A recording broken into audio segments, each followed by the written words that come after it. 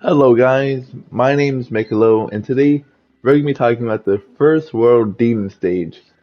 I feel like it can be the next competitive map in Sparking Zero. Now, hear me out. I know this map has a lot of rocks into it, but I feel like the rocks do add another technical and tactical layer that you can use to your advantage, and your opponent can use to their advantage too. Like, let's say for instance, I'm getting bullied by Key Blast. I need to enter Sparking mode. I need Sparking mode right now to win the game. Then I can go behind a rock, key charge for a little bit, or just use that as a bit of cover. Now, the game's punishment for me doing this is to lock me off my opponent, which is cool. It now makes it a risk-reward system. Now, the major problem with rocks most of the time is that, oh yeah, but all these rocks are gonna mess up my vantage wards. Like right there, you see? Mess up my vantage ward.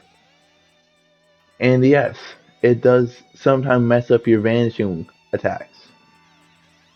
But at the same time, it adds on to them too. Like, I break the map right there. I start doing some damage, I send them to this rock. It does extra damage by like 300, 400. So it depends on how much damage your character is doing. The more damage they do, the less the map does for you. But also kind of resets scaling. So it adds on to another tactical layer you can use. Saying, oh, yeah, but I can't do my vantage wards now. They're gonna get bullied. They're gonna get interrupted. No, you just have to use your dragon homing in this instance. One thing I feel like the devs should have done, they should have put a limit on how many vanishes and dragon homings you can do that is different from the follow-up system. Like make it so you can only do like 2 dragon homings or 2 vanishes if you're MUI, so you have to evenly split it. But if you're Jiren, you can do more dragon homings, but 1 less vanish. You couldn't do like 1 vanish stuff.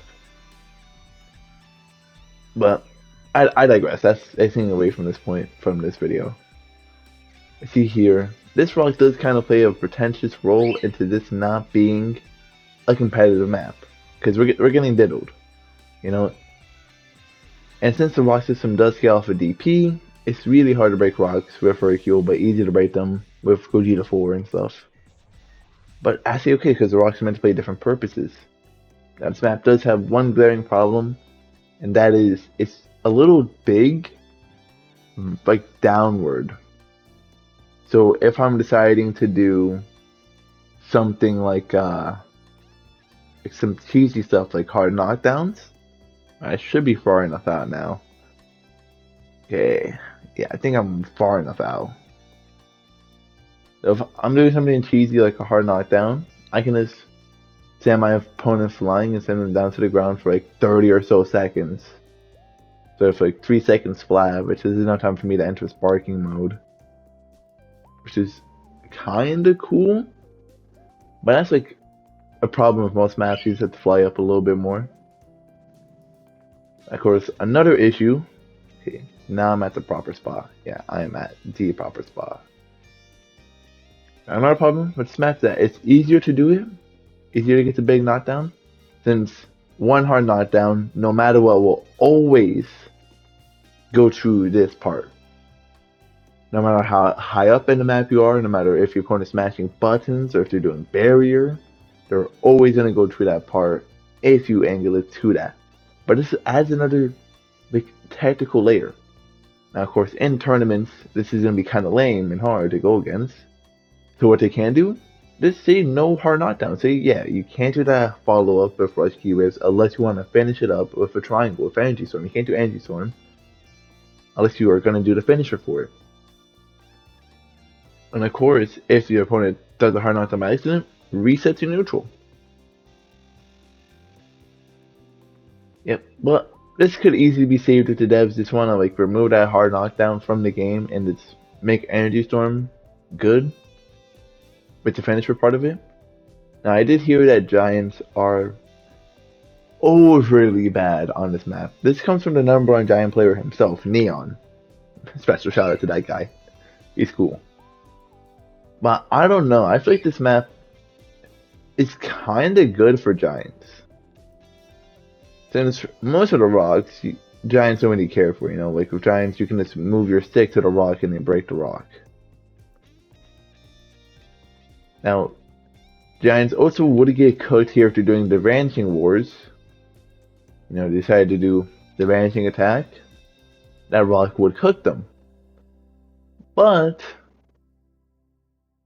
see, I'm gonna force it right here, right? I slam him into this wall, and I press triangle, and oh, my vanishing attack whiffed.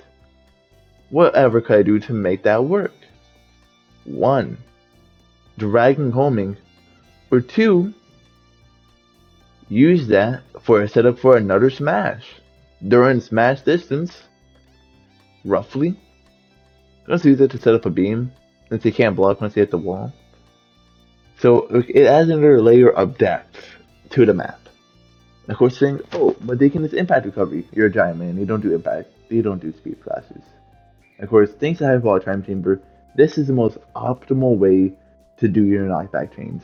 Just mash triangle and finish it off a circle. But that's really fucking lame. Instead, you can just use the map to your advantage and do some fun stuff like that. Like, I didn't even know that rock was there, but since I was able to react to it fast enough, I was able to get rewarded with something that seems cool, and that looks very cool, and is very hard to, I hope, vanish. I mean, I don't think not a lot of players are going to react to that. Now, one problem that I do be hearing is that like, it's all luck based. You just gotta get lucky where you are. No, you don't, man. You just have to know how to play the map. Now, if this map does ever become a competitively viable map, I would be overjoyed, since it does add another thing that you can lab on to the game besides from combos, besides from neutral, besides from like super counters and stuff, which now means you have to lab on the map. But that'll be it for this video. Thank you guys for watching. Have a wonderful day. Bye bye.